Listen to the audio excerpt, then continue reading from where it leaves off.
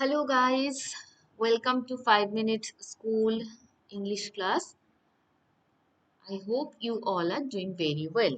So, today আমরা একটা নতুন চ্যাপ্টার পড়তে চলেছি and this is the most important chapter. এটা হচ্ছে verb.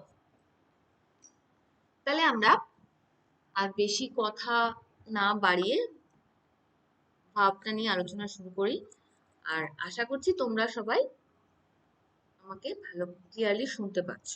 ঠিক আছে? তাহলে আমরা আমরা সবাই ভার্ব নিয়ে মোটামুটি ছোট থেকেই পরিচিত। তো সেইখানে সেই পরিচিতিটা আমাদের একদম ছোট থেকেই ঘটেছে, কারণ ভার্ব হচ্ছে একটা অ্যাকশন ওয়ার্ড, তাই তো? মানে যখনই আমরা কিছু করছি, we do something that is called verb. Like ধরো, verb is a word used for saying something about some person or thing. মানে আমি এটা তোমাদের জাস্ট একটা এক্সাম্পল দিলাম, নাও মানে অ্যাজ এ ডেসক্রিপশন বললাম, বলতে পারো। আমি এখানে দেখো রেডি করেছি কি, verb is a action word that shows some action, feeling or existence about a person or thing. Thing means যেটা সাবজেক্ট, ঠিক আছে? ইন এ সেন্টেন্স মানে ভার্ব হলো এমন শব্দ যা কোনো ব্যক্তি বা বস্তু সম্বন্ধে কিছু বলে, ঠিক আছে? তাহলে সেটাই হলো ভার্ব। মোদ্দা কথা, ভার্ব হলো একটা অ্যাকশন ওয়ার্ড। তাহলে দেখো আমি এখানে কিছু এক্সাম্পলস দিয়েছি। কি লিখেছি? দেবজিৎ এটস সুইট। সুইটস মানে দেবজিৎ মিষ্টি খায়, মানে অ্যাকশন করছে, খাচ্ছে, ঠিক আছে? আই ফিল কোল্ড মানে আমি ফিল করছি। অশোকা ওয়াজ এ গ্রেট কিং মানে এক্সিস্ট করছে, মানে অশোকা এখন নেই কিন্তু এক্সিস্ট তো করছে, দ্যাট ইজ আ ভার্ব। যেমন ধরো আরো কিছু বলতে পারি, যেমন ধরো what a person or thing is, যেমন ধরো কোনো ব্যক্তি বা বস্তু কি হয়, যেমন ধরো জন ইজ এ টিচার। জন কি না, John is a teacher. His shirt is red. ঠিক আছে? এবার ধরো কোনো ব্যক্তি বা বস্তুর কি আছে যদি বোঝাতে চাই, সেক্ষেত্রে কি বলবো? Dipa has a pet dog. ঠিক আছে? এবার ধরো বললাম আরেকটা কিছু বোঝাই, কোনো, এটা আমি ব্যক্তি দিয়ে বোঝালাম, এবার আমি যদি বস্তু দিয়ে বোঝাই সেক্ষেত্রে বোঝাবে আর চেয়ার হ্যাজ ফোর লেগ মানে প্রত্যেকটা চেয়ারেরই চারটে করে পা থাকে, যদি বোঝাতে হয় তাহলে বলবে the chair has four leg. এবার যদি বোঝানো যায় কোনো ব্যক্তি বা বস্তু কি করে, যেমন ধরো এখানে কি বলছি, সাপোজ ধরো কোনো একটি ছেলে Amit kick the ball. Amit kick the ball, Amit বলটাকে লাথি মারলো, একটা কাজ করলো। তারপর ধরো বোঝালাম, সাপোজ ধরো আরেকটা বোঝালাম, দ্য ক্লক স্ট্রাইকস 10 মানে ঘড়িতে 10টা বাজতে চলেছে, এরকম একটা ব্যাপার, ঠিক আছে? এবার ধরো ভার্বের কিছু ফর্ম আছে, যেমন ধরো আমি এখানে টেবিলের আকারে তোমাদের জন্য রেডি করেছি, দেখো। ভার্বের first form, second form and third form, এইগুলো আমাদের মোস্ট ইম্পর্টেন্ট। আমরা যখন টেন্স নিয়ে আলোচনা করব তখন এগুলো খুব কাজে লাগবে। ভার্ব আমাদের প্রতিটা পদে পদে কাজে লাগবে, ঠিক আছে? যে কোনো কিছুতেই ভার্ব আগে কাজে লাগবে। তো আমি এখানে ফর্ম গুলো তোমাদের বোঝানোর জন্য একটু বোঝালাম, দেখো। যেমন ধরো ভার্বের ফার্স্ট ফর্ম হচ্ছে গো, সেকেন্ড ফর্ম হচ্ছে ওয়েন্ট, থার্ড ফর্ম হচ্ছে গন। তার মানে কি হলো? গো, ওয়েন্ট, গন। এবার আমাদের সেন্টেন্স যখন পড়বো তখন দেখতে হবে ভার্বের ফর্মটা কোন টেন্সে কি ফর্ম লাগছে, সেটা আমরা টেন্স যখন পড়বো আলোচনা করবো। আপাতত আমরা ভার্ব নিয়েই আলোচনা করছি। যেমন ধরো eat ate eaten, drink drank drunk, write wrote written, put put put, strike struck struck, grave grave grave, shrink shrank shrunk. ঠিক আছে? এগুলো হচ্ছে সমস্ত ভার্বের first, second and third form. আমি কিছু এক্সাম্পল দিয়ে তোমাদের বোঝালাম। এবার আমরা ক্লাসিফিকেশন অফ ভার্ব বা কাইন্ড অফ ভার্ব বুঝবো। কি আছে? আমি দুরকম ভাবে দুটো চার্ট রেডি করেছি তোমাদের জন্য, সেখানে এখানে দেখো। ফার্স্টে আমরা বুঝবো ভার্বের, আমি আগে বলে নিই, তারপর তোমাদের এটা বোঝাতে সুবিধা হবে। এই ফার্স্ট চার্টটা তো এখানে আমি helping verb mean auxiliary verb বোঝাতে চেয়েছি, তাহলেও পরে আমি এটাকে তোমাদের অক্সিলারি ভার্ব হিসেবে দেখিয়ে দিয়েছি। আমরা আগে ফার্স্ট চার্টে আমি কি করেছি সেটা বলে দিই। ফার্স্ট চার্ট ভার্বে দেখো, ভার্ব ফার্স্ট চার্ট হচ্ছে মেইন ভার্ব আর helping verb. Helping verb mean auxiliary verb. Main ভার্বে কি আছে? Finite verb, non finite verb. Finite ভার্বের তিনটে ভার্ব, সেটা হচ্ছে infinite, gerund and principal participles, sorry. আর হেল্পিং ভার্ব মিন্স অক্সিলারি ভার্বের দুটো পার্ট আছে, একটা হচ্ছে প্রাইমারি অক্সিলারি আর একটা হচ্ছে মোডাল অক্সিলারি। তাহলে এবার আমরা তো ব্যাপারটা কিরকম ভাবে বুঝবো সেটাই আমরা দেখছি। সেটা হচ্ছে ভার্বের মেইন ভার্ব যেটা আমি তোমাদের বোঝালাম, মেইন ভার্ব, ভার্বের দুটো পার্ট হচ্ছে main verb and auxiliary verb. তার মানে আমি যদি এখানে ভার্বকে চারটি পৃথক শ্রেণীতে আমি ভাগ করেছি, এদিকে হচ্ছে মেইন ভার্ব আর এদিকে হচ্ছে অক্সিলারি ভার্ব। মেইন ভার্বকে আমরা প্রিন্সিপাল ভার্বও বলতে পারি। মেইন ভার্বে কি কি আছে? ট্রানজিটিভ, ইনট্রানজিটিভ, আর এদিকে হচ্ছে রেগুলার, ইরেগুলার, আর এদিকে হচ্ছে ফাইনাইট, নন ফাইনাইট। আর অক্সিলারি ভার্বে তো আগেই বললাম মোডাল ভার্ব, আর হেল্পিং ভার্ব তো অক্সিলারি ভার্বকে বলেই। ঠিক আছে, ভার্বে আরো ট্রানজিটিভ ইনসান মানে মোটামুটি ধরো ভার্বের আরেকটা আছে স্টেট আর ইভেন্ট, মানে অবস্থান ধর্মী আর হচ্ছে ঘটনা ধর্মী, সেটাও আমি বলে দেবো। তাহলে আপাতত আমরা টাইপস অফ ভার্ব পড়ি, কি কি আছে। মোটামুটি 10 রকম টাইপস আমরা এখানে পড়বো। Main verb, helping verb, regular verb, irregular verb, transitive verb, intransitive verb, modal verb, phrasal verb, finite verb, non finite verb, etcetera. ঠিক আছে, তারপর আমরা ধরো verb can be classified into two classes. কিরকম? Main verb and auxiliary verb, যেটা আমি বললাম। এইবার ধরো মেইন ভার্ব সম্বন্ধে আমরা বোঝানোর চেষ্টা করি। মেইন ভার্ব মিন হচ্ছে যেটাকে প্রিন্সিপাল বলা হয়। প্রিন্সিপাল ভার্ব যেটাকে বলা হয় সেটাই হচ্ছে মেইন ভার্ব। আচ্ছা, তাহলে মেইন ভার্ব কাকে বলে? যে ভার্বগুলি কোনো অন্য ভার্বের সাহায্য ছাড়া স্বাধীনভাবে ব্যবহার হয় তাকে প্রিন্সিপাল ভার্ব বা মেইন ভার্ব বলে। ঠিক আছে, সেটাই আমি এখানে কি লিখলাম? The word expressing something being done, state or quality of a subject are termed as main verb. ঠিক আছে, এটাই যদি বাংলায় যদি আমরা বলি তখন আমরা কি বলবো? যে ভার্বগুলি অন্য কোনো ভার্বের সাহায্য ছাড়া স্বাধীনভাবে ব্যবহার হয় তাকে প্রিন্সিপাল ভার্ব বা মেন ভার্ব বলে। মেন ভার্বে কারোর কোনো সাহায্য লাগে না, মেন ভার্ব একাই কাজ করতে পারে। যেমন ধরো মেন ভার্ব কি কি আমি বলে দিই একবার। মেন ভার্ব 3 রকম হয়, বি ভার্ব, হ্যাভ ভার্ব আর ডু ভার্ব। বি ভার্ব হচ্ছে কি? Be, is, am, are, was, were, been, being, etcetera হচ্ছে বি ভার্ব। হ্যাভ ভার্ব হচ্ছে হ্যাভ, হ্যাজ, হ্যাড আর হ্যাভিং। আর ডু ভার্ব তো সবাই মানে জানা, মানে আমরা জানি আর কি, সেটা হচ্ছে ডু, ডাজ, ডিড। ঠিক আছে, আর অক্সিলারি ভার্বে আছে can, could, shall, should, will, would, may, might, must, need, dare, use to, ought to, etcetera. তো সেটা আমরা পরে যাচ্ছি, আপাতত আমরা মেন ভার্বেই থাকি। Main verb are two types, finite R non finite verb হচ্ছে মেন। কিরকম দেখো, মেন ভার্বে ফাইনাইট ভার্ব হচ্ছে finite verb is that which changes according to the number, person or tense of its subject. ঠিক আছে, finite verb according to number, person, tense. Tense এর যেমন ধরো past tense, present tense, future tense. এবার এগুলোর আবার ভাগ আছে। ঠিক আছে, যেমন ধরো past participle, past indefinite, past participle. ঠিক আছে, এইগুলোর যেমন ভাগ আছে সেরকম সেই রকম ভাবে টেন্স, পাস্ট টেন্সে যদি যায় একরকম হবে, প্রেজেন্ট টেন্সে যদি যায় একরকম হবে, ফিউচার টেন্সে যদি যায় একরকম হবে। তো সেই রকম ভাবে ফাইনাইট ভার্ব চেঞ্জ হয়।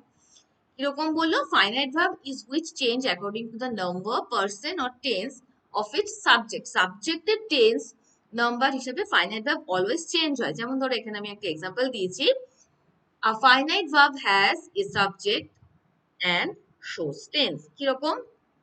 এক্সাম্পল 1 এ আমরা কি দেখছি, একজন চোর পালাচ্ছে, তাই তো? তার মানে কি হচ্ছে, the thief escaped again. Escaped E D আছে কিন্তু, ঠিক আছে? দ্য থিফ মানে এই চোরটি, এসকেপড মানে ফাইনাইট ভার্ব, এটা হচ্ছে পাস্ট টেন্স, এগেইন। বোঝা গেল? দ্য থিপ এসকেপড এগেইন মানে এটা চোরটি আবার পালাচ্ছে, ঠিক আছে? এসকেপড ফাইনাইট ভার্ব চেঞ্জ হচ্ছে পাস্ট টেন্স হিসাবে এসকেপড। যদি প্রেজেন্ট টেন্স হতো তাহলে এসকেপ হতো, ঠিক আছে? পাস্ট পার্টিসিপল বা প্রেজেন্ট পার্টিসিপল বা ফিউচার পার্টিসিপল হলে কি হতো সেটা পরে বুঝেছি, আপাতত আমরা ভার্বের ক্লাস করছি। So we concentrate here. Now example 2 তে দেখো কি দেখাচ্ছে, সারা ইজ ক্রাইং উইথ জয় মানে আনন্দের হাসি, এই আনন্দের কান্না যেটাকে বলে না, আমরা ধরো অনেক, যেটা ধরো আমি খুব এক্সপেক্ট করিনি সেটা যদি আমার হয়ে যায় সার্টেনলি, তখন আমরা চোখ দিয়ে অটোমেটিকলি জল পড়ে, তো সেটাকে বলা হয় ক্রাইং উইথ জয়, ঠিক আছে? তো এখানে সেটাই হয়েছে, সাবজেক্ট হচ্ছে Sara, this is the girl Sara. এটা হচ্ছে ফাইনাইট ভার্ব ইজ, যেটা বললাম be verb, be verb use হয়েছে finite verb crying with joy মানে এখন কাঁদছে, this is the present tense, is crying, ঠিক আছে? তারপর দেখো আমি আরো এক্সাম্পল দিয়েছি, I am a teacher, they are teachers, he is a teacher, you are a teacher, ঠিক আছে? এরকম ভাবে এগুলো চেঞ্জ হতে থাকে। আচ্ছা, ভার্বের আরো যে ফাইনাইট নন ফাইনাইটের যে এক্সাম্পলস গুলো আছে সেখানেও আমি একটা টেবিলের মতন করে তোমাদের সুবিধার জন্য এটা করে দিয়েছি, একটু দেখো। দেখো ফাইনাইট ভার্বের আমরা অন্য পোর্শনটা আগে বলেছি, আজকে এখন বলছি আমরা ফাইনাইট আর নন ফাইনাইট ভার্ব। কিরকম? ফাইনাইট ভার্বে দুটো ভাগ আছে, একটা হচ্ছে প্রিন্সিপাল ভার্ব, একটা হচ্ছে অক্সিলারি ভার্ব, ঠিক আছে? এইবার প্রিন্সিপাল যে পার্ট মানে প্রিন্সিপাল ভার্বের আবার একটা ভাগ, সেটা হচ্ছে ট্রানজিটিভ ভার্ব। ট্রানজিটিভ ভার্বের ফাইনাইট, তার মানে আমরা কি বুঝলাম, ফাইনাইট ভার্বের দুটো পার্ট, একটা হচ্ছে প্রিন্সিপাল ভার্ব, একটা হচ্ছে অক্সিলারি ভার্ব। এবার এই প্রিন্সিপাল ভার্বের অক্সিলারি ভার্বের কোনো কি নেই, আমরা এখানে প্রিন্সিপাল ভার্বটা নিয়ে পড়ছি। প্রিন্সিপাল ভার্বের ফার্স্ট পার্ট হচ্ছে, দুটো পার্ট হচ্ছে transitive verb, intransitive verb. Transitive ভার্বের আবার চারখানা পার্ট আছে, সেটা কি? এখানে দেখো, transitive verb, reflexive verb, reciprocal verb, quasi passive verb, ঠিক আছে? আবার ইনট্রানজিটিভ ভার্বেরও আছে তিনখানা ভার্ব। যেমন ধরো আমরা এখানে গ্রুপ ভার্বটা আমরা প্রচন্ড ভাবে আমাদের যেটা লাগে, গ্রুপ ভার্ব আমরা পড়তেই হয়, ইম্পার্সোনাল গ্রুপ ভার্ব, কজিং, ইনক্লুসিং, এগুলো আমরা পুরোটাই পড়বো, ঠিক আছে? এই তার মানে আমরা কি করব, প্রত্যেকটা পার্ট আমরা মুখস্থ করে নেব। ট্রানজিটিভ, ইনট্রানজিটিভ, ট্রানজিটিভের চারটি ভার্ব, আর আমাদের আরেকটা জিনিস লাগবে সেটা হচ্ছে কোয়াসি প্যাসিভ ভার্ব, এটা কিন্তু লাগবে, আর রিফ্লেক্সিভ ভার্ব। আর এদিক থেকে হচ্ছে গ্রুপ ভার্ব, মানে যেগুলো ইম্পর্টেন্ট আমি সেটা বলে দিচ্ছি। ট্রানজিটিভ মধ্যে reflexive verb, quasi passive verb, আর ইনট্রানজিটিভ এর মধ্যে আমাদের লাগবে গ্রুপ ভার্ব, যেটা আমাদের অবশ্যই ভাবে মুখস্থ করতেই হবে। এবার নন ফাইনাইট ভার্বেরও তিনখানা, ইনফাইনাইট, জিরান্ড আর পার্টিসিপল। তাহলে ইনফাইনাইটের বিয়ার ইনফাইনাইট, ইনফাইনাইট, আর এটা হচ্ছে টু ইনফাইনাইট। আর পার্টিসিপলের present participle, past participle, perfect participle, এগুলো হচ্ছে ভার্ব নরমালি আমরা যেগুলো পড়ব। আচ্ছা, তারপর হচ্ছে আমরা যেটা দেখছিলাম, আমি যেটা বলেই দিলাম, ফাইনাইট ভার্বের দুটো ভাগ আছে, একটা হচ্ছে ট্রানজিটিভ ভার্ব আর একটা হচ্ছে ইনট্রানজিটিভ ভার্ব। তার মানে আমরা এবার দেখি ট্রানজিটিভ ভার্ব, ইনট্রানজিটিভ ভার্বের এখানে কিরকম ভাবে কি করেছি। দেখো ট্রানজিটিভ ভার্ব কি লিখলাম, a verb that requires an object to complete its meaning is called transitive verb। মানে সেই ভার্বটি মানে একটা অবজেক্ট লাগবে, a verb that requires an object to complete its meaning, মানে একটা মিনিং কমপ্লিট করার জন্য ট্রানজিটিভ ভার্বের অবশ্যই ভাবে একটি অবজেক্ট লাগবে, এটাই হচ্ছে ট্রানজিটিভ ভার্বের মানে ট্রানজিটিভ ভার্ব বলতে আমরা যদি কি বুঝি সেটা যদি বোঝানো হয় দেন আমরা বলবো একটা অবজেক্ট লাগে। তাহলে আমি এখানে দেখো কিরকম কি বললাম। ট্রানজিটিভের বাংলাটা আমি তোমাদের বলে দিই। আমরা বাংলায় যেমন পড়েছি ট্রানজিটিভ ভার্ব, ইনট্রানজিটিভ ভার্ব মানে হচ্ছে ট্রানজিটিভ ভার্ব মিন্স সকর্মক ক্রিয়া, ইনট্রানজিটিভ ভার্ব মানে অকর্মক ক্রিয়া। ঠিক আছে, মানে সকর্মক ক্রিয়া মানে কি, যে ক্রিয়ার কর্ম সম্পাদনের জন্য যদি কর্তা ছাড়াও অন্য কাউকে বা অন্য কিছুকে প্রয়োজন হয় তখন তাকে বলা হয় ট্রানজিটিভ ভার্ব, যেটা আমি এখানে লিখে দিয়েছি। ঠিক আছে, সাবজেক্ট ছাড়াও তার কিন্তু অবজেক্ট লাগছে, অবজেক্ট ছাড়া সেন্টেন্সটা পূরণ হচ্ছে না, তাকে আমরা বলবো সকর্মক ক্রিয়া বা ট্রানজিটিভ ভার্ব। যেমন he is eating rice, he is eating যদি বলি হি ইজ ইটিং, কিন্তু এটা একটা সেন্টেন্স হচ্ছে, কিন্তু যদি আমি ট্রানজিটিভ ভার্ব করতে চাই সেক্ষেত্রে আমাকে অবশ্যই ভাবে অবজেক্ট লাগাতে হবে। He is eating rice, she is preparing breakfast. এবার ধরো বললাম she is preparing, what is preparing? She is preparing breakfast or lunch or dinner or whatever. We have caught a thief. ঠিক আছে, they have bought a bicycle. They have bought a bicycle. এরকম ধরো আমি এখানে আরো তোমাদের জন্য যেগুলো রেডি করেছি সেখানেও বলছি, আমি যেগুলো এক্সট্রা এক্সাম্পল দিলাম সেগুলো অবশ্যই তোমরা একটু পজ করে লিখে নিও, তাতে তোমাদের সুবিধা হবে। আচ্ছা, এক্সাম্পল কি লিখলাম? বয়েজ ফ্লাইজ দেয়ার কাইটস। ঠিক আছে, মানে কি হলো, ছেলেরা তাদের ঘুড়িগুলোকে ওড়াচ্ছে। প্রিয়া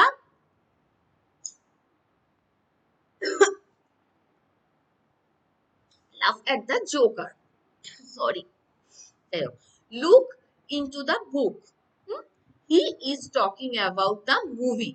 তাহলে আমরা ট্রানজিটিভ ভার্ব নিয়ে বুঝে গেলাম যে কোনো ক্রিয়ার কর্ম সম্পাদনের জন্য যদি কর্তা ছাড়াও অন্য কাউকে মানে অবজেক্ট বা অন্য কিছুকে প্রয়োজন হয় তখন তাকে ট্রানজিটিভ ভার্ব বা সকর্মক ক্রিয়া বলা হয়। আচ্ছা, সেজন্য ট্রানজিটিভ ভার্বের সর্বদা একটি করে অবজেক্ট থাকবে।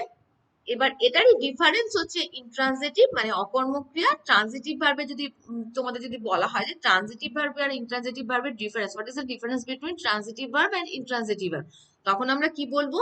ট্রানজিটিভ ভার্বের অবজেক্ট অবশ্যই থাকবে, ইনট্রানজিটিভ ভার্বের অবজেক্ট থাকে না। তার মানে এটা আমি যদি এটা এখানে যেটা বাংলাটা যদি করে এখানে কি লিখেছি, a verb that does not require an object to complete its meaning but makes sense by itself is called an intransitive verb. তার মানে কোন ক্রিয়ার কর্ম সম্পাদনের জন্য যদি কর্তা ছাড়া আর কারোর প্রয়োজন না হয় তখন তাকে ইন্ট্রানজিটিভ ভার্ব বা অকর্মক ক্রিয়া বলা হয়। তার মানে ট্রানজিটিভ ভার্বের অবজেক্ট লাগবেই লাগবে, কিন্তু ইন্ট্রানজিটিভ ভার্বের অবজেক্ট লাগবে না। এক্সাম্পল দেখো, এখানে দেখো আমি সেরকমই দিয়েছিলাম। এক্সাম্পল কি দিলাম? এক্সাম্পল দিলাম birds fly, Priya love, look forward, he is talking. আরো ধরো বললাম দ্য বার্ডস আর ফ্লাইং। ঠিক আছে, দ্য বয় ইজ লাফিং, the girl is smiling, why are you weeping, the old man is walking.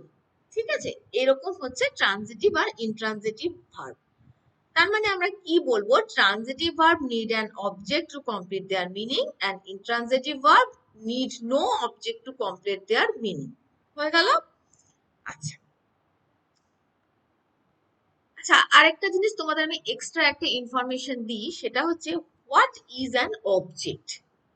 তোমাদের যদি কেউ জিজ্ঞাসা করে যে অবজেক্টটা কি, তখন আমরা কি বলবো?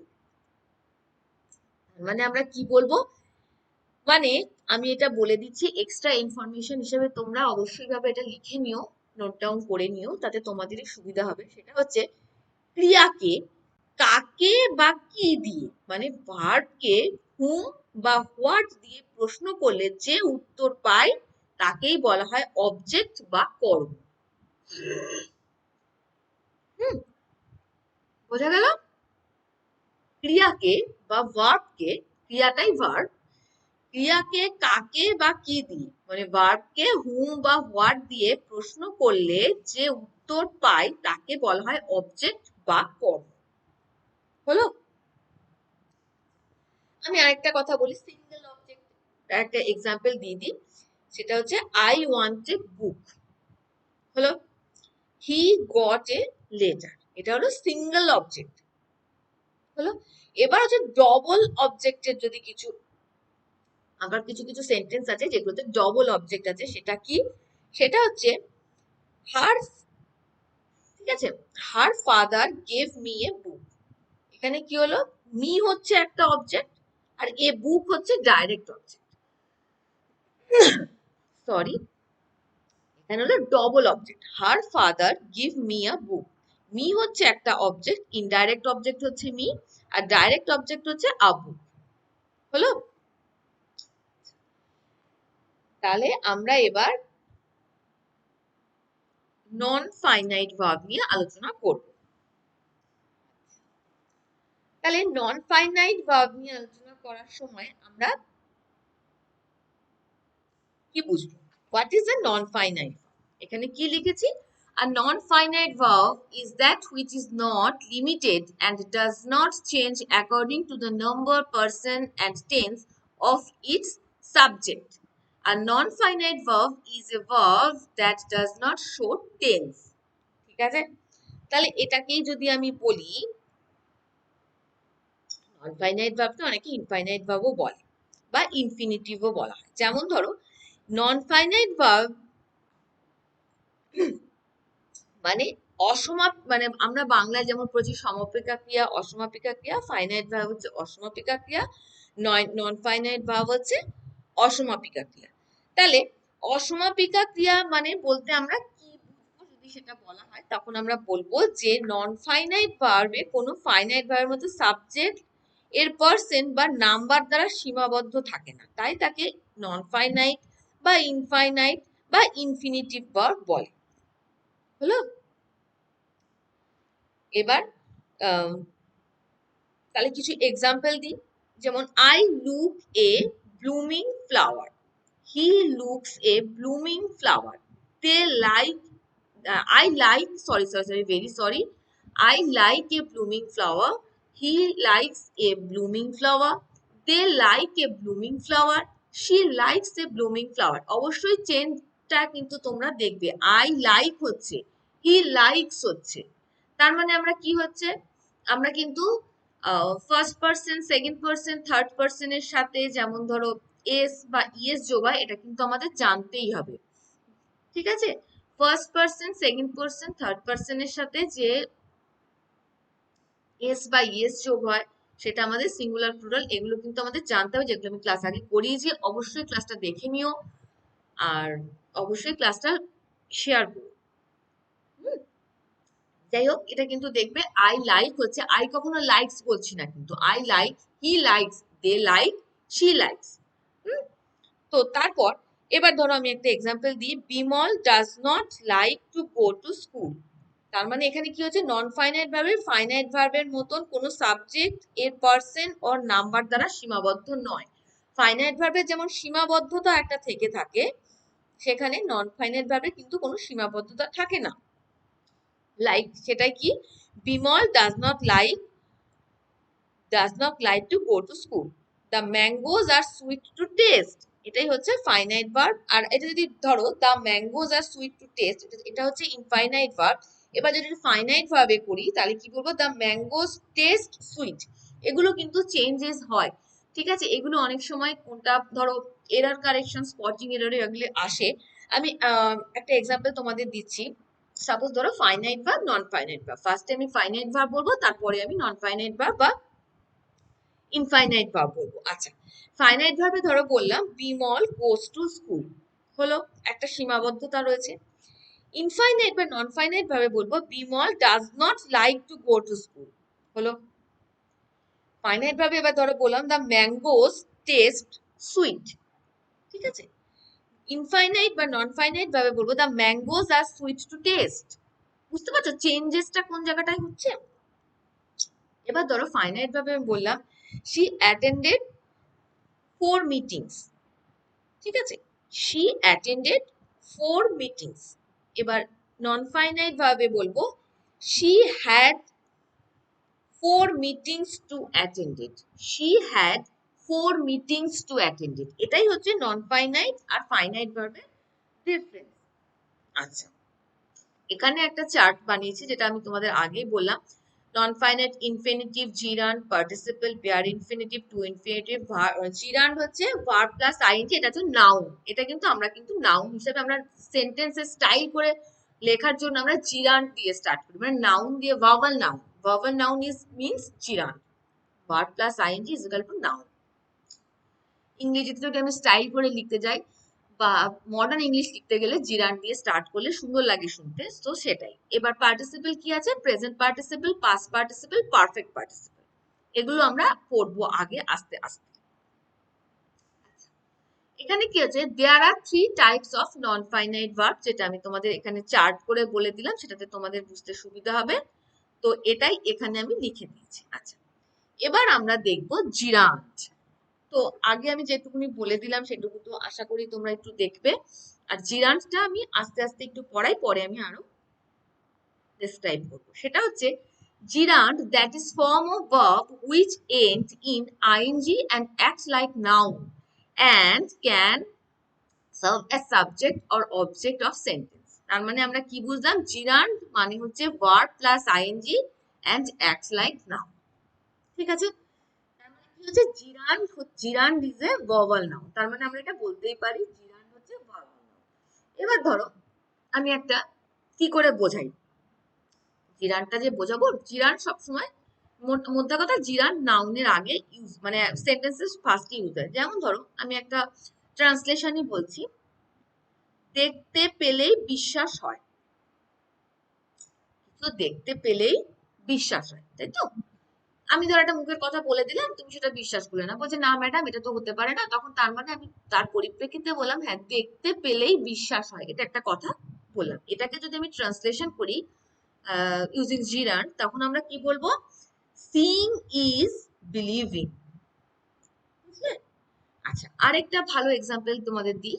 সাঁতার কাটা, সাঁতার কাটা মানে সাঁতার কাটি, এবং সাঁতার একটা ভালো ব্যায়াম। খুব ভালো, খুব ভালো, সবাই নানা রকম গল্প টল্প করছে, তার মধ্যে তুমি একজন বলে দিলে একটা, মানে কাউকে একটা কিছু একটা সাজেস্ট করলে বা যাই বললে, সেটা হচ্ছে সাঁতার একটা ভালো ব্যায়াম। তার মানে সাঁতার মানে কি? Swimming is a good exercise. Swimming এটা কিন্তু জিরান্ড। এবার ধরো কোথাও একটা জায়গায় গেছো, খুব সুন্দর, সাপোজ ধরো তুমি রাষ্ট্রপতি ভবনে গেছো, সেখানে গিয়ে তো খুব সুন্দর ঘাস ফাস দিয়ে সুন্দর ডেকোরেট করা। সেখানে তুমি ঘাসের ওপর ইচ্ছা হলো যে আমি কোনোদিন ঘাসের ওপর হাঁটিনি, তো আমি এখন ঘাসের ওপর হাঁটবো। তখন তুমি কি করবে? ওখানে ঘাসের ওপর তুমি হাঁটতে যাবে। তখন সেখানে দেখবে লেখা আছে, একটা বোর্ড করে লেখা আছে ঘাসের ওপর হাঁটা নিষিদ্ধ। এটা আমি তোমাদের বাংলায় বললাম। ওখানে লেখা আছে walking on the grass is forbidden, মানে ওই ঘাসে তুমি হাঁটতে পারবে না। Walking on the grass is forbidden মানে ঘাসের ওপর হাঁটা নিষিদ্ধ। Walking, this is a জিরান্ড। ঠিক আছে? এই হলো ব্যাপার। তার মানে উপরের বাক্যগুলো থেকে আমরা কি বুঝলাম? ভার্ব এর সাবজেক্ট বা কর্তা রূপে ব্যবহৃত হয়েছে। এবার ধরো জিরান্ড হচ্ছে ভার্বাল নাউন। মনে রাখতে হবে অবশ্যই ভার্ব প্লাস আইএনজি দিয়ে গঠিত ভার্বাল নাউন গুলোই জিরান্ড হয়। তবে সব সময় ভার্বাল নাউনই কিন্তু জিরান্ড হয় না, এটা কিন্তু আবার ভুলিয়ে গেলে চলবে না যে ভার্ব প্লাস আইএনজি দিয়ে গঠিত ভার্বাল নাউন গুলো জিরান্ড হয়। খুব ভালো কথা। Verb plus ING is equal to gerund, that mean verbal noun. কিন্তু আবার সব ভার্বাল নাউনই কিন্তু জিরান্ড নয়। সেটা কি করে আমরা বুঝবো? যদি এগুলির পূর্বে দি ও অফ থাকে, তাহলে এগুলো শুধুমাত্র ভার্বাল নাউন হয়। ঠিক আছে? ভার্বাল নাউন মানে ভার্বাল নাউন আর জিরান্ডের পার্থক্য, জিরান্ডের আগে কিছু বসবে না। জিরান্ড সেরকমই ভার্বাল নাউন। যেমন ধরো যে আমি বললাম দেখলেই বিশ্বাস হয়, সিইং ইজ বিলিভিং, এটা কিন্তু ভার্বাল নাউন মানে জিরান্ড। কিন্তু সব ভার্বাল নাউন কিন্তু আবার জিরান্ড না। সেরকম কি করে বুঝবো আমরা যে এটা ভার্বাল নাউন কিন্তু এটা জিরান্ড নয়? কিরকম ভাবে বুঝবো? যে ভার্বাল নাউনের আগে দি আর অফ থাকবে, সেই ভার্বাল নাউন কিন্তু জিরান্ড কোনোভাবেই হবে না। যেমন ধরো আমি একটা এক্সাম্পল দিই, সিংহের গর্জন শোনা গিয়েছিল। এটাকে যদি বলা হয় সিংহের গর্জন শোনা গিয়েছিল, তাহলে কি বলবো? The roaring of the lion was heard. The roaring, the রোরিংটা কিন্তু রোর প্লাস আইএনজি, এটা কিন্তু ভার্বাল নাউন। কিন্তু দ্য রোরিং মানে লায়নের চিৎকারটা শোনা গিয়েছিল। আমি যে কোনো চিৎকার বলছি না, পার্টিকুলারলি লায়নের চিৎকারটা বোঝাচ্ছি। সুতরাং বললাম the roaring of the lion was heard. এটা কিন্তু অনলি ভার্বাল নাউন, এটা কিন্তু জিরান্ড নয়। এটা কিন্তু আমাদের মাথায় রাখতে হবে যে verb plus ING is equal to gerund, but জিরান্ডের আগে কখনো দা আর অফ বসবে না। কিন্তু যদি ভার্বাল নাউন হয় তাহলে কিন্তু তার আগে দি বা অফ বসবে, বুঝলে?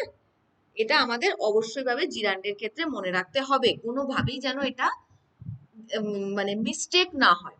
এখানে ভার্বাল নাউন দেখো বলে দিলাম, হোয়াট ইজ এ জিরান্ড, এটাই আমি যেটা এতক্ষণ বললাম সেটাই এখানে একটা পুরো চার্ট করে আমি করে দিয়েছি। সেটা হচ্ছে what is a gerund. Gerund হচ্ছে verbal noun, not use as a verb, rather it is use as a noun. এটা কিন্তু ঠিক।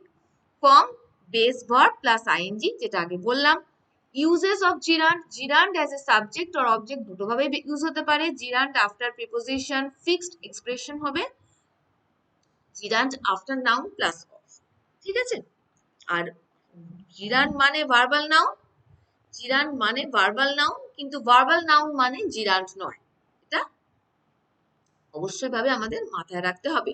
যেটা আমি এখানে দিলাম, যেমন ধরো the example, I like swimming, smoking is injurious to health, I like reading storybook. Use of gerund with example, এখানে যেমন what is gerund? Gerund is a verb that functions as a noun.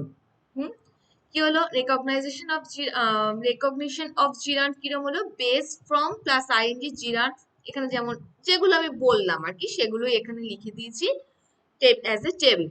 Read plus ing, reading. Here reading is working as a gerund. যেগুলো বললাম verb plus ing is equal to gerund R verb।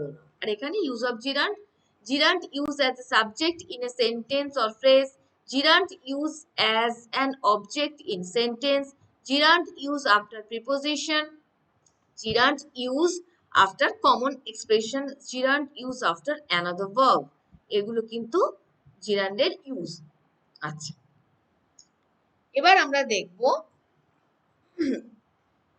Sorry, এবার আমরা দেখব second part, সেটা হচ্ছে infinitive. আচ্ছা, infinitive মানে আমরা কি বুঝি? ইনফিনিটিভ মানে হচ্ছে the base form of a verb is not limited by number and person is called infinitive. মানে কোনো আনলিমিটেড কথাটা আর কি, মোদ্দা কথা। ইনফিনিটিভ মানে আনলিমিটেড, যেটা বলছি সেটাই। ইনফিনিটিভ, তাহলে infinitive is usually formed by written to before the root verb. যে কোনো ইনফিনিটিভের আগে, রুট ভার্বের আগে টু বসবে। যেমন বাংলায় আমরা কি বলি? যেতে, করতে, খেতে প্রভৃতিতে ইতে যে লেখা থাকে তার মানে কি? ভার্ব মানে টু প্লাস ভার্ব। সেরকম ইংরেজিতেও হবে, যেতে মানে আমরা কি বলবো? টু গো, করতে মানে টু ডু, খেতে মানে টু ইট, ইত্যাদি। মানে রুট ভার্বের আগে অবশ্যই ইনফিনিটিভের ক্ষেত্রে টু বসবে। তো এখানে এটা আমরা একটা চার্ট করেছি, সেটা তোমরা দেখো। It can be used as a subject or object, যেটা মানে জিরান্ডের মতো এটা সাবজেক্ট অর অবজেক্ট হিসাবে ইউজ হয়। তার মানে এটা কি? টু প্লাস বেস ভার্ব এখানে হয়। কিরকম? কিছু এক্সাম্পল দিই। এখানে যেমন ধরো আমি সেখানে যে মানে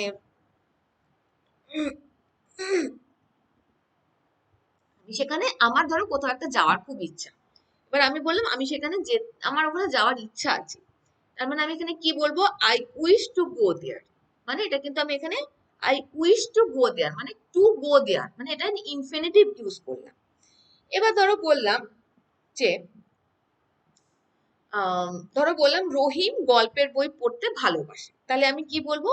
রহিম likes to read story book. তার মানে to read, this is the infinitive. এবার ধরো আমি একটা বললাম আমি কাউকে দেখতে গিয়েছিলাম, যে ধরো কোনো কারণেই হোক তাকে আমি একজনকে দেখতে গিয়েছিলাম, তাহলে আমি কি বলবো, আমি তাকে দেখতে গিয়েছিলাম, I went to see him or her. ঠিক আছে। এবার ধরো আমি কাউকে বললাম যে কাউকে একটা গিফট দিলাম, কারোর জন্মদিনে গেছি, গিয়ে আমি তাকে একটা গিফট দিয়েছি, গিফট দিয়ে আমি তাকে বললাম যে তুমি এই বাক্সটা এবার খোলো। তার মানে আমি ধরো বললাম আমি তাকে বাক্সটা খুলতে বললাম, তাহলে কি বললাম, I allow him to open the box, মানে আমি তাকে একটা বক্স দিয়েছি, সেই বক্সটা যে কোনো বক্স হতে পারে, গিফট বক্স হতে পারে, অথবা হোয়াট এভার বক্স হতে পারে, যে কোনো ড্রয়ার হতে পারে, যাই হোক হতে পারে। ঠিক আছে। তার মানে আমি বললাম I allow him to open the box, তার মানে to open, this is a infinitive. এবার ধরো আমি বললাম এই কাজটি করা না খুব শক্ত, কোনো একটা কাজ, যে কোনো কাজই হোক সেই কাজটি করা খুব শক্ত, তাহলে কি বলবো, this work is hard to do, মানে আমরা টু বসাবো। আবার কিছু কিছু ক্ষেত্রে কিন্তু ইনফিনিটিভ গুলো জিরান্ডের মতো নাউন হতে পারে। নাউন হতে পারে, যেমন আগেই যেমন বললাম, এগুলো ইউজ সাবজেক্ট অর জিরান্ডের মতো নাউন হতে পারে। যেমন ধরো একটা এক্সাম্পল দিই, ভুল করা মানুষের স্বভাব, যে কোনো মানুষ বারবার ভুল করে। সাপোজ ধরো আমাকে একটা কিছু কথা বলে আমি বারে বারে ভুল করছি, ভুল করা হচ্ছে মানুষের স্বভাব, তার মানে কি, টু এর ইজ হিউম্যান, এর ইজ হিউম্যান। ক্ষমা করা হলো স্বর্গীয় গুণ, মানে ধরো কেউ মানে কোনো ভুল কাজ করে ফেলেছে, এবার তুমি তাকে ক্ষমা করে দিলে, তার মানে এবার কেউ ধরো বলো না, ক্ষমা করা হলো স্বর্গীয় গুণ, টু ফরগিভ ইজ ডিভাইন, মানে এটা কিন্তু টু ফরগিভ, এটা হচ্ছে ইনফিনিটিভ, মানে নাউনের মতন ব্যবহার করছে। এবার আরেকটা আবার ইনফিনিটিভের ব্যাপার আছে, সেটা হচ্ছে ইনফিনিটিভ উইদাউট টু। ইনফিনিটিভ মানে টু প্লাস বেস ভার্ব আমরা জানি, কিন্তু এখানে কিছু এক্সেপশনালও আছে, যেটা ভার্বাল নাউন মানে জিরান্ডের ক্ষেত্রে বললাম, সেরকম কিছু এখানে আছে, সেটা হচ্ছে ইনফিনিটিভ উইদাউট টু ও হয়। যেমন তাকে যেতে দাও, কেউ ধরো যাচ্ছে, আমি তাকে বললাম তাকে যেতে দাও, তখন কি বলবো, লেট হিম গো, কিন্তু বলতে পারি না লেট হিম টু গো, তাহলে এই সেন্টেন্সটা বাজে হয়ে গেল, কিন্তু আমি এটা কিন্তু গোটা কিন্তু ইনফিনিটিভ। এখন বৃষ্টি হতে পারে, বলে না যে এখন বৃষ্টি হতে পারে, সেক্ষেত্রে কি বলবো, ইট মে রেন, আমি কিন্তু বলতে পারি না ইট টু মে রেন, এটা কিন্তু হবে না, ইট মে রেন। হুম। আচ্ছা, এগুলো হচ্ছে এখানে কখনো টু উজ্জ, মানে টুটা আছে কিন্তু টুটা উজ্জ আছে এক্ষেত্রে। এটা এটাই হচ্ছে ইনফিনিটিভের ব্যাপার। যেমন ধরো সি, হিয়ার, নিড, হেল্প প্রভৃতি কয়েকটা ভার্বের ইনফিনিটিভে কিন্তু টু উজ্জ থাকে, এটা আমাদের মনে রাখতে হবে। তাহলে এখানে ধরো লিখলাম, আমি কি করলাম দেখো, example, I have to go to school, infinitive normal ইনফিনিটিভটাই বলছি, children love to go out, I was about to leave. এখানে কিছু এক্সাম্পল আমি তোমাদের দিয়েছি, ভার্বস ফলোড বাই ইনফিনিটিভ কোনগুলো হয়। যেমন ধরো এখানে দেখে মানে পুরো যে চার্টটা করা আছে, এই চার্টটা একবার তোমরা একটু দেখবে, আশা করি তোমাদের কিছুটা হলেও হেল্প হবে। চার্টটা তোমরা পড়বে, ভালোই লাগবে। যেমন ধরো afford, agree, him, appear, attempt, ask, arrange, beg, begin, care, এগুলো পুরোটাই পড়তে হবে। We can not afford to hesitate, মানে অফার টু হেজিটেট, মানে এরকম ভাবে পুরোটাই দেখবে চারটা ইনফিনিটিভে, এটা কাজে লাগবে। যদি কোনো অসুবিধা হয় অবশ্যই আমাকে জানাবে, আমি পুরো এক্সপ্লেন করে দেবো। এটা জাস্ট এক্সাম্পল হিসেবে তোমাদের বললাম, যেগুলো আমি আগে বলেছি, যেগুলো আমি তোমাদের আগে বলেছি সেটাই পুরোটা এখানে আমি চার্ট করে দেখিয়ে দিচ্ছি। এবার আমরা দেখবো পার্টিসিপল। এবার আমরা দেখবো পার্টিসিপলস। পার্টিসিপলস এর ব্যাপারটা হচ্ছে, participle is a verb usually added ing or ed। তাহলে আমরা পার্টিসিপলস দিয়ে কি বুঝবো, পার্টিসিপলস হচ্ছে সেই verb যেগুলো কিনা সরি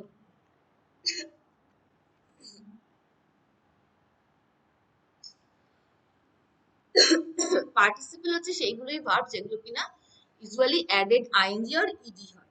যেমন পার্টিসিপল হলো ভার্বের সেই ফর্ম যা কিছুটা ভার্ব এবং কিছুটা অ্যাডজেক্টিভ হিসাবে ইউজ হয়। এর জন্য একে ডবল পার্টস অফ স্পিচও কিন্তু বলা হয় পার্টিসিপলস। ঠিক আছে, পার্টিসিপলস কে এটা একটা মনে রাখতে হবে, participles is always called a double parts of speech, মানে কিছুটা ভার্ব আর কিছুটা অ্যাডজেক্টিভ হিসাবে ইউজ হয়। তাহলে পার্টিসিপল কত রকম হয় আমরা দেখি, present participle, past participle, perfect participle. এখানে আমি একটা জিনিস দেখো,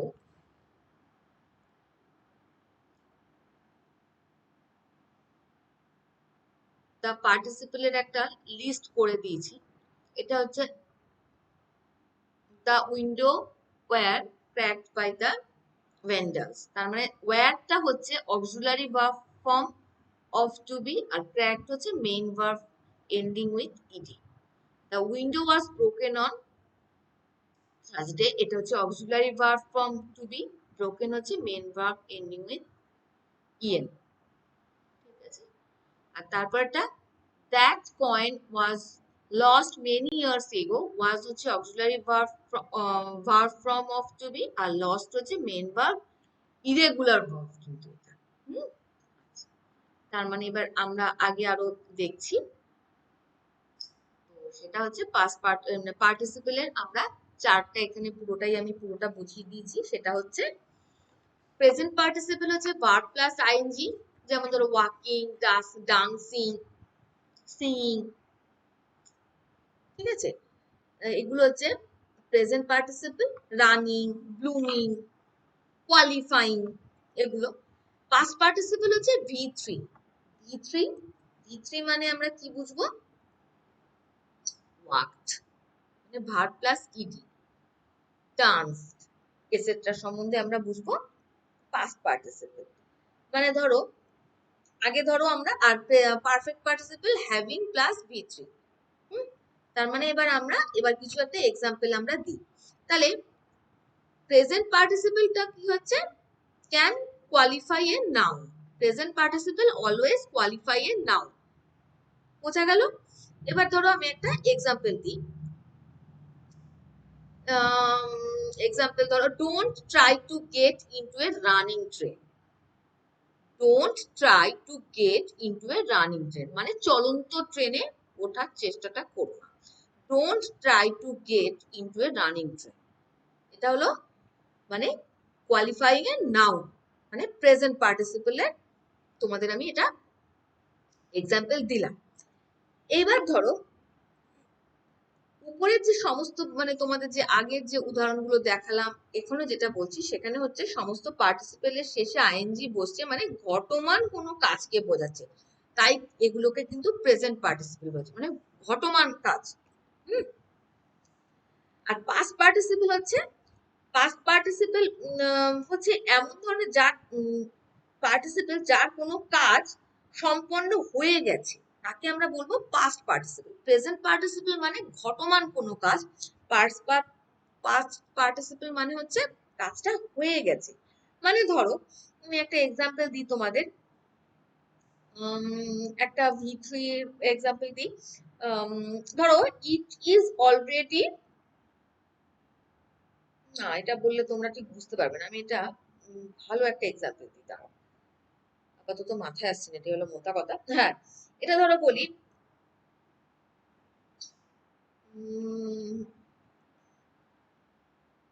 পাস্ট পার্টিসিপেলের একটা এক্সাম্পল আমি কি দিই যেটা দিতে তোমাদের সুবিধা হবে। আচ্ছা এটাই বলি, it is already widely calculated.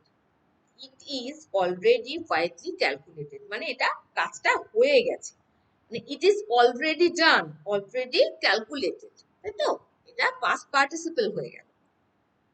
এইবার ধরো মানে মানে আরেকটা কথা মনে রাখতে হবে যে ভার্বের সঙ্গে, মানে বি ভার্বের সঙ্গে প্রেজেন্ট পার্টিসিপল বসে কিন্তু কন্টিনিউয়াস টেন্স করা যায়। এটা কিন্তু একটা খুব সুন্দর, মানে পার্টিসিপল টেন্স, মানে ইংলিশ গ্রামার হচ্ছে একটা কি বলবো কম্প্যাক্ট সাবজেক্ট, আবার একটু কমপ্লিকেটেডও।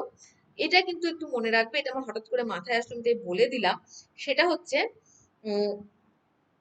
যে মানে বি ভার্বের সঙ্গে প্রেজেন্ট পার্টিসিপল বসিয়ে কিন্তু কন্টিনিউয়াস টেন্স করা যায়। ঠিক আছে, সেটাকেও আবার এটা মনে রাখতে হবে। আচ্ছা, এবার হচ্ছে আমরা আরেকটা আবার প্যাসিভ ভয়েসও হয়, যেমন I am loved, I was loved, I shall be loved, past পার্টিসিপেলের ক্ষেত্রে। ঠিক আছে, এটা কিন্তু পার্টিসিপেল টেন্সের একটা লিঙ্কিং আছে, তাই জন্য অল্প অল্প আমি বলে দিচ্ছি। এবার হচ্ছে আমরা বোঝাবো, এবার বোঝাবো পারফেক্ট পার্টিসিপেল। আচ্ছা, এখানে তোমাদের বলেই দিয়েছি কিছু, সেটা আগে দেখিয়ে দিই তারপর বলছি। পারফেক্ট পার্টিসিপেল তো বলেই দিলাম, এখানে হ্যাভিং প্লাস ভি3। আচ্ছা, প্রেজেন্ট পার্টিসিপল হচ্ছে having plus ING and work and objective adjective. Works and adjective present participle অ্যাডজেক্টিভের মতো কাজ করে, ভার্বের মতন কাজ করে, মানে ডাবল মিনিং হচ্ছে। Past participle verb plus ED or EN, works and adjective. Example কি দিলাম, the sun was shining so I went for a walk. The man is speaking English in our teacher. The man speaking English is our teacher. Sorry, মাঝে মধ্যে। তারপরে কি হলো, he was flown to Chicago twice. He was flown to Chicago twice. মানে সে Chicago যাচ্ছে, মানে সে দ্বিতীয়বারের জন্য ফ্লাই করছে, মানে ফ্লোন মানে হচ্ছে প্লেনে করে যাচ্ছে শিকাগোতে দ্বিতীয়বার। আচ্ছা, the house was decorated with lights.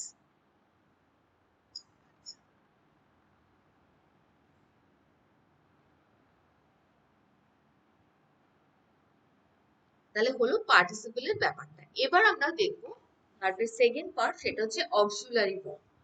Auxiliary ভার্বের কিরকম ব্যাপার হলো সেটা আমরা একটুখানি দেখে নিই। সেটা হচ্ছে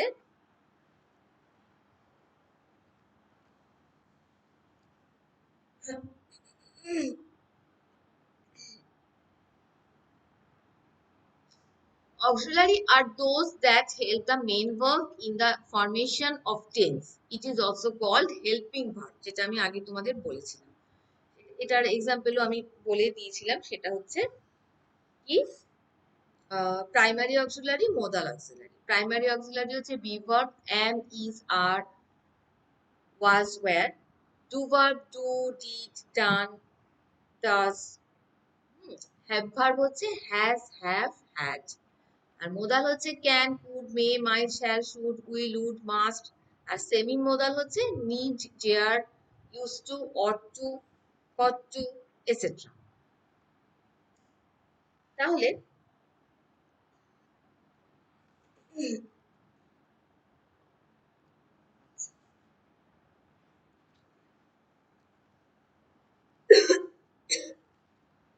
সরি সরি,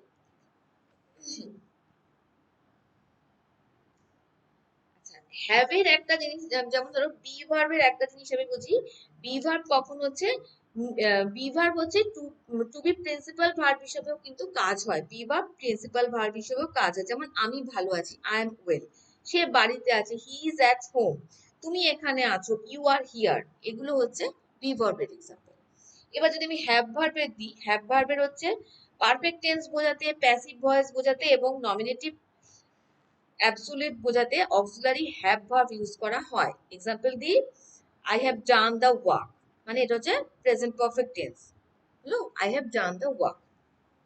এবার আমি একটা প্যাসিভ ভয়েসের এক্সাম্পল দিই, দ্য ওয়ার্ক হ্যাজ বিন ডান, এটা হচ্ছে প্যাসিভ ভয়েস। ঠিক আছে, আবার ধরো আরেকটা কথা, যে তার একটি লাল জামা আছে, তাই he has a red shirt, এটা বোঝানো যেতে পারে। এবার ধরো বি ভার্ব, বি ভার্ব তো বুঝলাম, I am doing. Be verb তো ফার্স্টেই বললাম, বি ভার্ব। তারপর ধরো ডু ভার্ব। ডু ভার্ব কিরকম, do verb is generally used as a participle verb, মানে সাধারণ প্রিন্সিপাল ভার্ব হিসেবে ব্যবহৃত হয়। যেমন আমরা নিয়মিত বাড়িতে যে কাজগুলো করি সেগুলোই হচ্ছে ডু ভার্ব। যেমন ধরো we do our homework regular, মানে রেগুলার ইউজের যেটা ভার্ব সেটাই হচ্ছে ডু ভার্ব। এবার মোডাল অক্সিলারিটা তো আমি বলেই দিলাম। মোডাল অক্সিলারি কি হবে, will, would, shall, should, can, could, may, might, must, mustn't, needn't, dare, daren't, ought to, use to. এগুলো হচ্ছে মোডাল অক্সিলারি। মোদালস এর মধ্যে এখানে কি লিখেছে, Aditi is eating an Apple. আমি এটা মোদালটা না, আমি এটা আগে তোমাদের প্রাইমারি অক্সিলারিটা বোঝাচ্ছি। Aditi is eating an apple, I have written a letter, you are going to school. ঠিক আছে।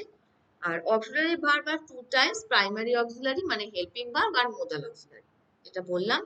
আচ্ছা, প্রাইমারি অক্সিলারিতে কি লিখলাম যেটা আমি বলেই দিলাম, it include three type of verb. Verb to be হচ্ছে, টু বি ভার্ব হচ্ছে am, is, are, was, were, to do, does, did, etc. To have, has আর had, যেটা আমি চার্ট করেছিলাম ওটাই আমি লিখেছি। আর modal auxiliary there are can, could, may, might, shall, should, will, would, must, ought to, need, used, etcetera. আর এখানে দেখো পুরো এখানে একটা চার্ট আমি তোমাদের সুবিধার জন্য করে দিয়েছি। চার্টটা হচ্ছে modal verb, main verb, bare infinitive, আর এটা হচ্ছে sentence example. May, might, can, could, shall, should, will, would, must, এটা হচ্ছে মেইন ভার্ব হচ্ছে গো হবে। এগুলোর সাথে always may verb go use হবে বা উজ্জ থাকবে, সেটা সেন্টেন্সের মধ্যে লেখার মধ্যে। এখানে সেন্টেন্স এক্সাম্পল কি, she can swim, she can she swim, she can not swim. ঠিক আছে, হয়ে গেল এক্সাম্পল। এবার ধরো semi modal verb, ought, need, have, ওগুলো আমাদের ওখানে। এখানে হচ্ছে ইনফিনিটিভ টু গো ইউজ হবে। সেখানে হচ্ছে sentence example, she has to go অথবা হি হ্যাজ টু গো, এরকম। Does she have to go, she doesn't have to go.